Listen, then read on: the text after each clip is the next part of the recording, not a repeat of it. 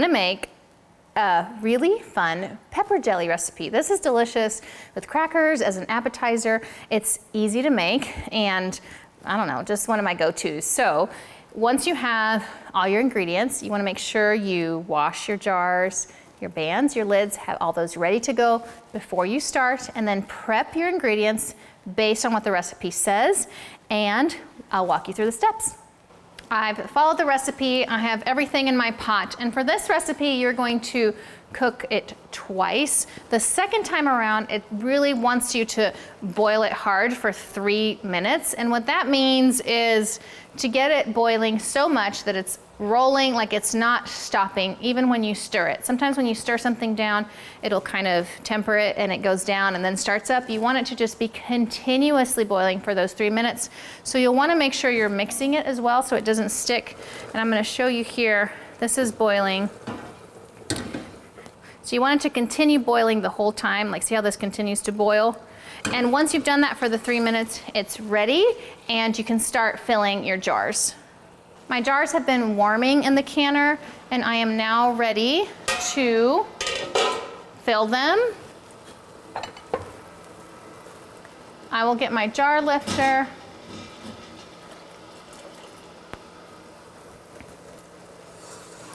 Place it on a towel or wood cutting board. Use my funnel here and I will start to fill.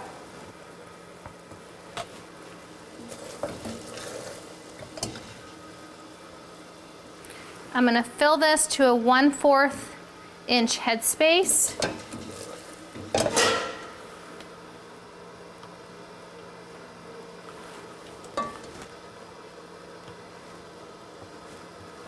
Grab your headspace tool, look at the 1/4 inch. You're going to go all the way around the jar and ensure the level of that jelly is to the tip of this tool on that 1/4 level. And then we will use our bubble remover to remove any air. So you're gonna go down the side, pull towards the middle, down the side, pull towards the middle, all the way around. I feel like for a jelly, everything is a lot more sticky. So you wanna make sure to really clean the rim.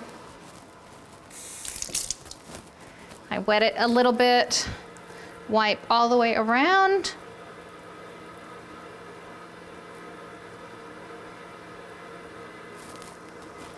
Put your lid on. We're gonna do fingertip tight. So put your band on, turn it till it meets resistance, and then just tighten it a smidge. We'll put our jar back in, and we're ready for the next one. I have filled all my jars, and we are ready to process the jars. So I will put the lid on, and I will turn the heat up, and I'm gonna wait for it to boil, a hard rolling boil. Because I don't have a see-through lid, I'm gonna wait to hear it really going, and I'm gonna also check and see when it starts to really boil. And we are going to then start the processing time when it's really going on that boil, and we're gonna process this for 10 minutes.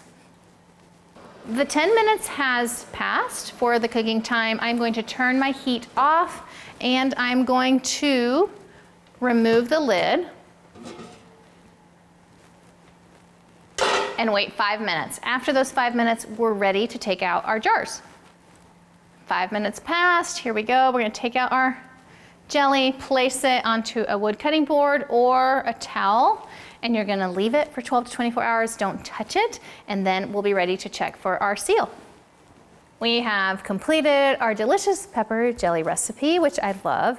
After 24 hours, you can check your seal, make sure it doesn't push down, everything looks good around the jar. You can remove your band, take a look, it all looks good. So that is our delicious pepper jelly recipe. There's a couple things I want to say about jelly recipes, just to help you if you are looking at a recipe and it says something and you're not sure what it is. At least for me, these are a couple things that I needed clarification on. So just be aware that there are some recipes that won't call for added pectin. And when that happens, and you're cooking down your mixture for the jelly, you'll need to know at what point it's ready to be placed in the jars and canned. And so what you do for that is, they might say do something like a sheet test, and like, what in the world is that, a sheet test? And that just means is when you take your spoon and you go into the jelly and you scoop it up. If you scoop it up and drop it and it literally just falls off like liquid, like little drops, it's not ready, it's not thick enough. You want it to be cooked down enough that when you scoop it up with a spoon and you turn it, it falls off like one sheet instead of like all these little drops. So keep that in mind when you are making your jelly and you have, like, you're not sure, is it ready, is it not, for a recipe that didn't call for pectin. That is what you can do to know. So there's one recipe that I was making that was for a pear jelly, and it asked you to use a strainer because for the jelly, it really just wanted you to use the juice of the pears. And I was like, well, what in the world is a strainer? I'll show you. It's a really fun contraption. You can do this with a cheesecloth, but the idea is you're gonna place that cooked fruit in this, and so over time, like a couple hours, if not more, follow the recipe, what it tells you. It's gonna strain the juice, that liquid coming from the fruit down into the bowl, and that's what you will use for your recipe. And a note to kind of keep in mind, it says, you know, what I would wanna do is just like push it down and get that juice out. If you do that, it'll cause your jelly to be cloudy, which isn't necessarily bad, but you kind of want that clear, beautiful jelly if that's what you want. So just put your fruit in there, let it drip, drip, drip. That is what that is. I had no idea. I just ordered this. It's nice to have. You don't use it all the time, but it's nice to have if you need it. So those are a few things with jelly.